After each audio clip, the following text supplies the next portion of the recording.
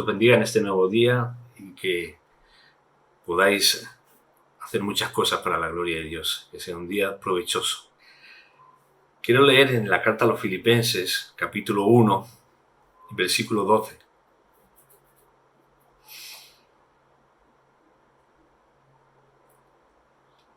Y dice así: quiero que sepáis, hermanos, está hablando Pablo, quiero que sepáis, hermanos, que las cosas que me han sucedido han redundado más bien para el progreso del Evangelio. De tal manera que mis prisiones se han hecho patentes en Cristo en todo el pretorio y a todos los demás. Y la mayoría de los hermanos, cobrando ánimo en el Señor con mis prisiones, se atreven mucho más a hablar la palabra sin temor. Resulta interesante, ¿no? Cómo aquí Pablo está pasando por la prisión, momentos duros, difíciles, y los creyentes se han enterado, y ahí en Filipos, pues los creyentes también se han enterado de que Pablo está en prisión, pero dice que al saber esa noticia, ellos aún cobraron más ánimo para poder seguir predicando el Evangelio. Circunstancias similares a nosotros nos hubieran desanimado totalmente. Y es de lo que quiero hablar un poquito en esta mañana, del desánimo. Y resulta curioso porque hace unos días yo hablaba de la importancia de estar alegres y mantenerse alegre aún en medio de las circunstancias, y ahora el Señor me lleva nuevamente a hablar acerca del estar animados y del desánimo, y será porque Él nos conoce y sabe que más de uno de nosotros pasamos por esas situaciones. Generalmente achacamos el desánimo a las circunstancias que vivimos, ¿no? Y decimos, bueno, es que estoy así porque me ha pasado esto o aquello.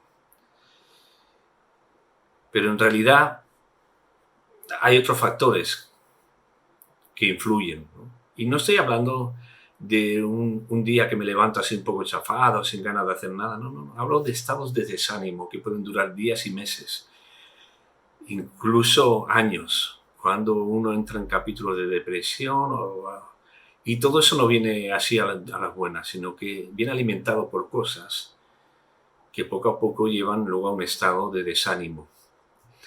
Ahora, si las dificultades y los problemas fueran el causante de que estemos desanimados, entonces estaríamos desanimados siempre, porque los problemas y las dificultades nos van a acompañar toda nuestra vida aquí en la tierra. Ya cuando estemos en el cielo con el Señor, ahí ya se acabará todo eso, pero aquí en la tierra, mientras estemos viviendo, por muy creyentes que seamos, por mucho que sirvamos y obedezcamos a Dios, aún así vamos a pasar por pruebas y tribulaciones. Así lo dice la palabra: es necesario que a través de muchas tribulaciones entremos en el reino de Dios. Pero sabemos que si sufrimos con Cristo, también reinaremos con Cristo. No son las tribulaciones las que nos llevan a desanimarnos. En realidad es la falta de fe. Una falta de intimidad con Dios. El pueblo de Israel, cuando Moisés lo sacó de Egipto, fue una victoria tremenda. Dios envió las plagas y al final Moisés, Faraón se rindió a medias, les dejó ir, y no solo dejó ir y salir de la esclavitud, sino que les dieron riquezas y de todo para que pudieran tener para el camino. Ellos salen gozosos con esto, pero de repente cuando están llegando al primer obstáculo, el Mar Rojo, ahí dice, cada que pasa no podemos avanzar, luego ven que el ejército se acerca y el gozo al pozo. Dios hace el milagro, se abre el mar, cruzan, el ejército queda atrás muy bien, pero luego hay falta de algo, agua o falta de comida, ¡pum!, otra vez el desánimo. Y el desánimo luego lleva a la murmuración. Entonces, el pueblo de Israel no estaba desanimado por las dificultades, porque Dios siempre obraba, y Dios hoy en día siempre obra en medio de las dificultades. Y estaban desanimados por su falta de fe y de confianza en Dios.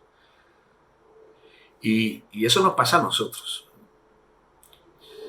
Por eso es necesario que tengamos a Dios como nuestro Padre, como veíamos el domingo, y que tengamos una relación con Él que haga que estemos confiados y seguros en medio de cualquier circunstancia.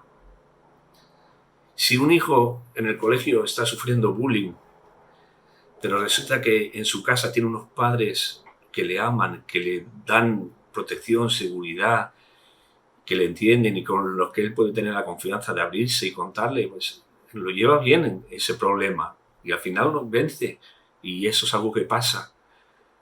Pero el que no tiene eso, pues se desanima, no quiere ir a la escuela y muchas más cosas. Si nosotros tenemos a un Padre que nos ama más que cualquier padre en este mundo, entonces en medio de las dificultades nos acercamos a Él, en su presencia y plenitud de gozo, y aun en medio de la mayor dificultad hay motivos para seguir adelante.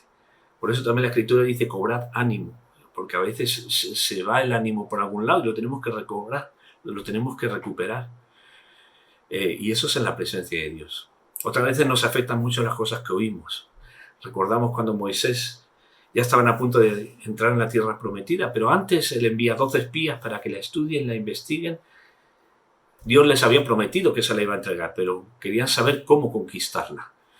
Sin embargo, de los 12 espías que fueron, 10 de ellos volvieron dando informes súper negativos: no vamos a poder, son demasiados, son gigantes, la tierra devora a los hombres, bueno, una serie de cosas.